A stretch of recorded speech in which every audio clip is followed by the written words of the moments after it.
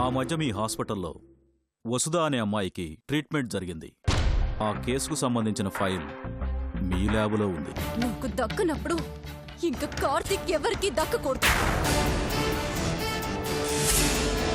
చంద్రముఖి, నీ ఇంటి దగ్గర నీ చావు ఎదురు చూస్తుంది. ఈ రోజు నుండి మీరు ఎక్కడే ఉంటున్నారు చందు?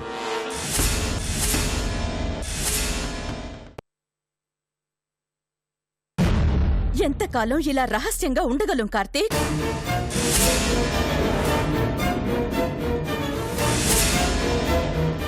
మనం ఎక్కడున్నా వాళ్ళకి తెలుస్తుంది.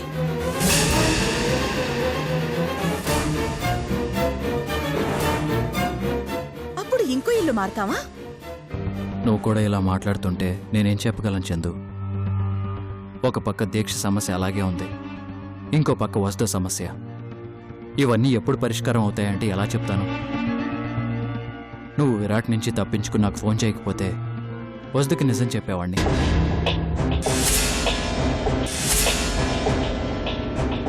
ఆ తర్వాత ఏమయ్యేదో.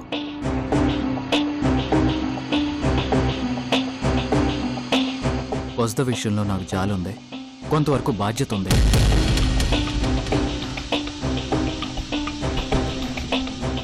నువ్వు నా ప్రాణం చందు.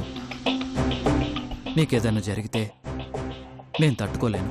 నువ్వు పదే పదే ఆ మాట అంటున్నావు కార్తీక్. జరిగేదైతే ఆ ప్రమాదం విరాట్ దగ్గరే జరిగేది. అలా కాదక్క, కార్తీక్ ఇంతగా చెప్తున్నాడంటే అందులో నిజం ఉండకపోదు. మన జాగ్రత్తలో మనం ఉంటే మంచిదే కదా.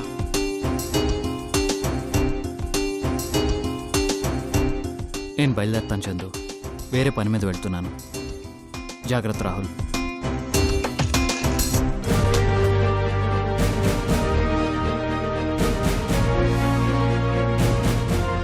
కార్తీక్ ఈ మధ్య బాగా అప్సెట్ అయ్యాడు.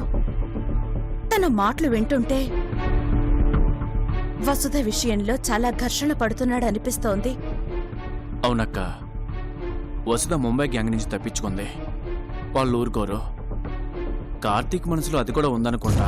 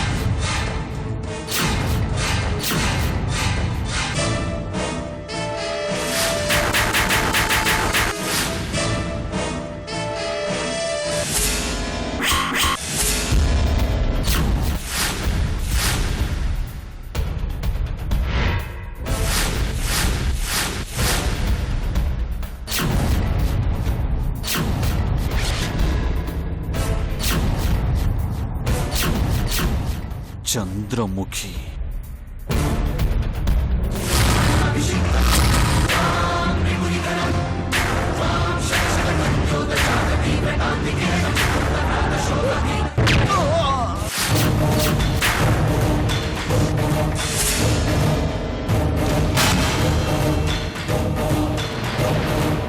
కార్తీక్ ఉరఫ్ శంకర్ సూర్య.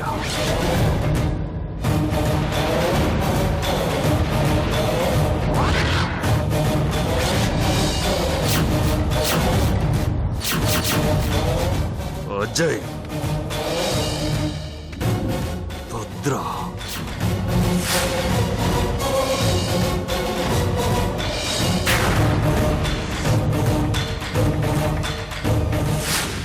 వసుధ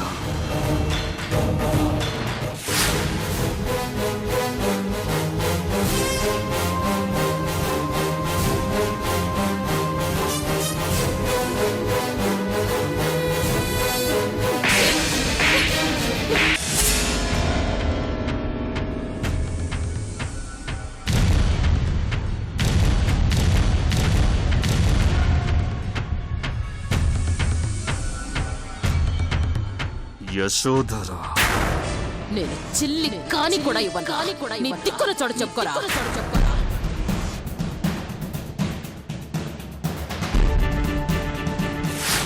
నేను నిన్ను ఇంటికి తీసుకొచ్చాను కాబట్టి 10 లక్షలు భిక్షగా వేస్తున్నాను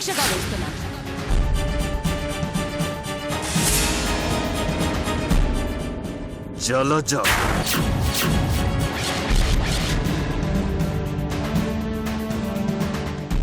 నారాయణ గారు చంటి పిల్లాడు అంత బరువు మిగిలేమనుకుంటా కొంచెం సాయం చేద్దాం వచ్చే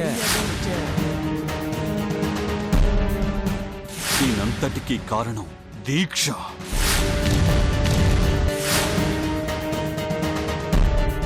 దాంతో కలుపుకొని నవరాత్రి నవగ్రహాలు,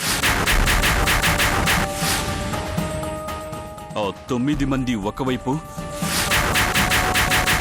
ఈ విరాట్ ఒకవైపు. ఆ 9 మందిని సీరియస్ గా చంపేస్తా.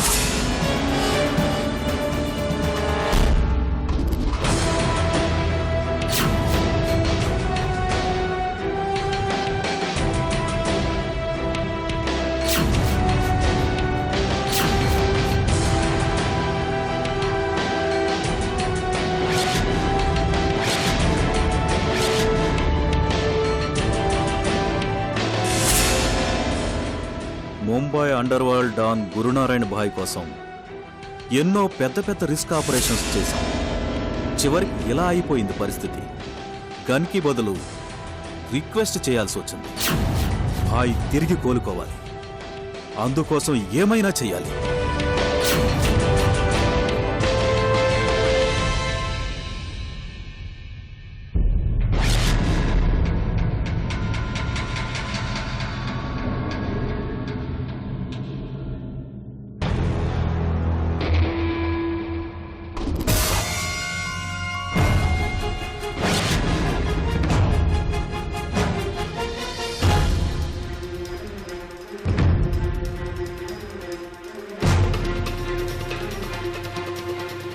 డీటెయిల్స్ తీసుకొచ్చావా? సార్, ఎందుకైనా మంచిదని జాగ్రత్తగా తీసుకొచ్చాను. అన్ని డీటెయిల్స్ ఉన్నాయా? ఉన్నాయి సార్. 5 లక్షలు. వివరాలు ఇవ్వకుండానే అప్పుడే క్యాష్ అండ్ క్యారీ అంటున్నావు? సార్ అది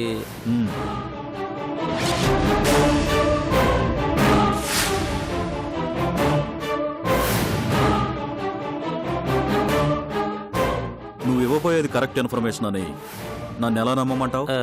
ఫైల్లో డీటెయిల్స్ స్కాన్ చేసి ప్రింట్అవుట్ తీసుకొచ్చాను సార్. ఫైల్ అంటున్నావేంటి? నేను అడిగింది 2 ఫైల్స్ కదా. ఒక ఫైల్ మాత్రమే రికార్డ్ రూమ్లో ఉంది సార్. ఇంకోటి కనిపించలేదు, మిస్ అయింది సార్. అదెవరిది? చంద్రముఖిది. ఆ పేరే కదా మీరు చెప్పారు. అదే కనిపించలేదు. రిస్క్ తీసుకుని అంతా వెతికాను, ఎక్కడా కనిపించలేదు.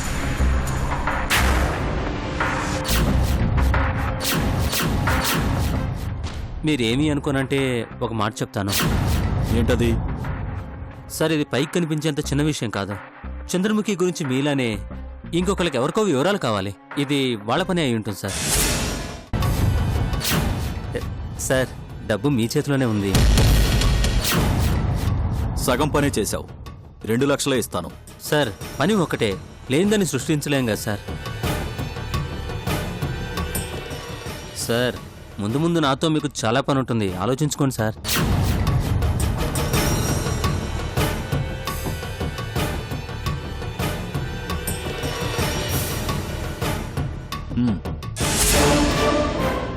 Sir, details.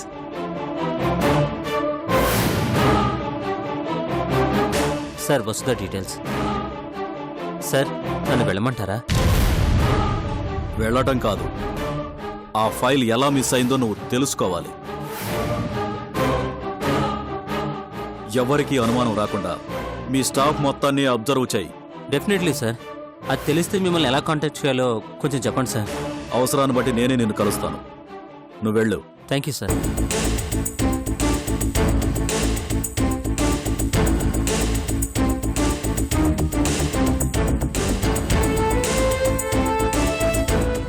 पहले काम करना, बाद में बोलेंगे. वसुधा, नहीं चढ़ दूंगा.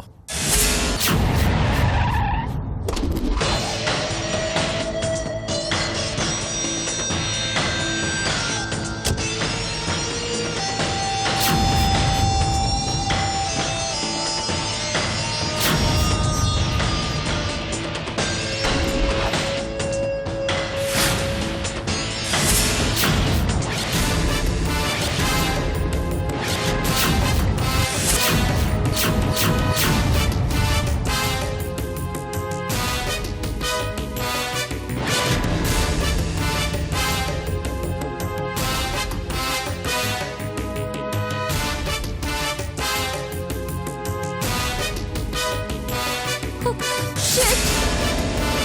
What the?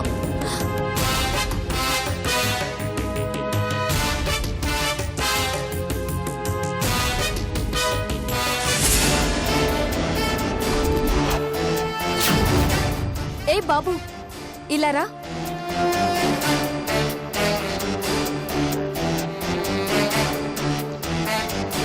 చెప్పండమ్మా.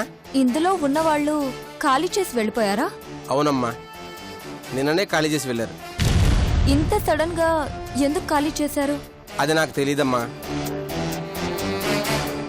ఎందుకు అడుగుతున్నారు? మీరు ఇల్లు గురించే వచ్చారా? అవును, ఇంటి కోసమే వచ్చాను. మరి గేటు బయట నిలబడ్డారు, లోపలికి రండమ్మా, ఇల్లు చూపిస్తాను. బయట నుంచి చూస్తుంటేనే బాగా నచ్చింది. కాకపోతే చిన్న సమస్య ఉంది. ఏంటమ్మా? ఇప్పుడు మేము ఉంటున్న ఇంట్లో చేరిన దగ్గర నుంచి మాకన్నీ నష్టాలే. ఎప్పటికప్పుడు టెన్షన్స్. అందుకే ఆ ఇల్లు ఖాళీ చేద్దాం అనుకుంటున్నాం. ఇప్పుడు ఈ ఇల్లు ఖాళీ చేసిన వాళ్ళది ఉద్యోగమా, వ్యాపారమా? తెలీదండి. వాళ్ళు కూడా వాస్తు సమస్యతో ఇల్లు ఖాళీ చేస్తుంటే ఇక్కడికి రావడం వేస్ట్ కదా. నాకు పనుందమ్మా, మీరు మంచి ఇల్లు చూసుకోండి. ఈ ఇల్లు కట్టాక మా అయ్యగారి జాతకమే మారిపోయింది. మిమ్మల్ని ఇంటిని ఏమనట్లేదు. ఖాళీ చేసిన వాళ్ళ ఫోన్ నంబర్ తెలిస్తే చెప్పండి. వాస్తు వల్ల కాదు, ఇతర కారణాల వల్ల ఖాళీ చేశామని వాళ్ళు చెప్తే ఎంత రెంట్ అయినా ఇస్తాను. నాకు ఈ ఇల్లు బాగా నచ్చింది. ఆ విషయాలేవి నాకు తెలియవమ్మా.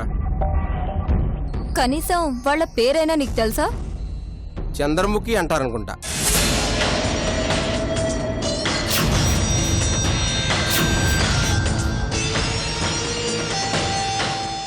చంద్రముఖి దొరికినట్టే దొరికి తప్పించుకుంది. What the hell? Shit. నా బతుకు రోడ్డు పాలైంది. ఎక్కడని వెతకాలి నేను?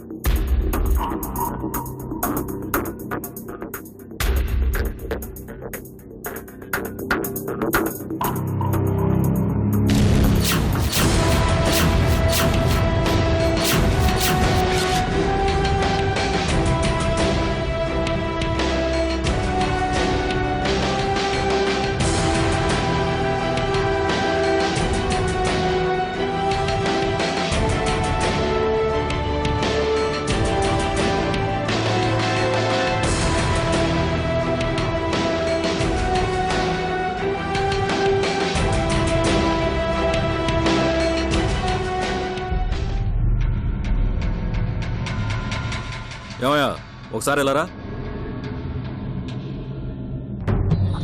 చెప్పండి సార్. ఇల్లు లాక్ చేసుంది. ఊరెళ్ళారా? ఎప్పుడొస్తారో నీకు తెలుసా? ఊరికెళ్ళలేదు సార్, ఇల్లు ఖాళీ చేసి వెళ్ళిపోయారు. ఇల్లు ఖాళీ చేశారా? ఇంత సడన్గా ఎందుకు ఖాళీ చేయాల్సి వచ్చింది?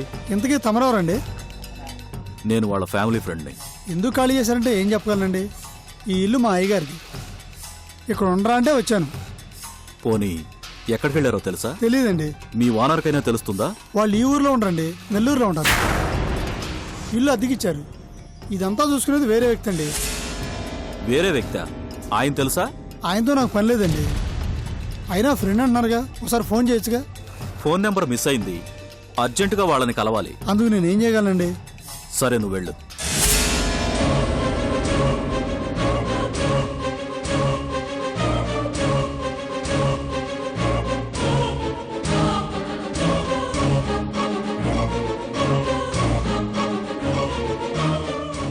భయపడి ఇల్లు మారిపోయారా? ఇది కూడా భాయి శత్రువులు చేస్తున్న పనేనా? దేఖ్లేంగే.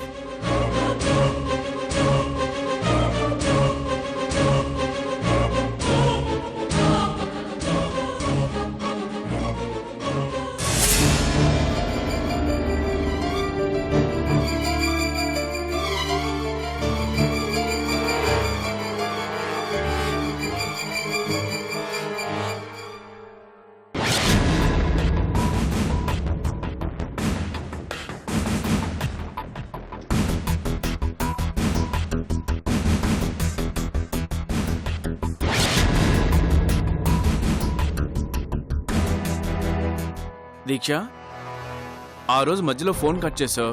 ఇప్పుడు నీ ఆరోగ్యం ఎలా ఉంది? నా ఆరోగ్యం బాగుంది. నేను బాగున్నాను. ముందు చందు వదిన గురించి చెప్పు రాహుల్. వదిన కనిపించిందా? కనిపించింది దీక్ష.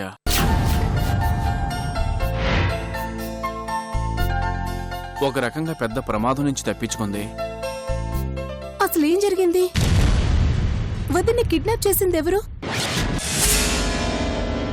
విరాట్. వాడు వసతికి కార్తీక్ గురించి నిజం చెప్పమన్నాడు. ముందు కార్తీక్నే నీ అంతటి నువ్వు చెప్పకపోతే చందుని చంపేస్తా అన్నాడు. చివరి నిమిషంలో తెలివిగా వాణ్ణి చందు నమ్మించకపోతే ఈ పాటికి చాలా ఘోరాలు జరిగిపోయేవి. ఇప్పటికే విరాట్ వల్ల వదినికి ప్రమాదం ఉంది కదా? ఉంది. అందుకే ఇల్లు మారాం.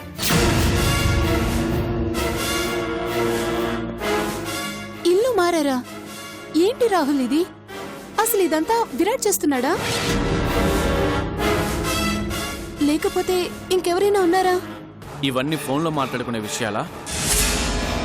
నువ్వెక్కడ కూర్చొని అన్ని ఫోన్ల మీద నడవాలని నడవవు. చందు, వసుధ, కార్తిక్, నేను అందరూ నీ గురించి ఆందోళన పడుతున్నావు. నువ్వు మాత్రం ఇవేమీ ఆలోచించడం లేదు. అది కాదు రాహుల్. దీక్ష, నువ్వు నాకెందుకు ఫోన్ చేస్తున్నావు? కార్తిక్ ఎందుకు మాట్లాడవు? మీ అన్నయ్య కార్తీకా నేనా?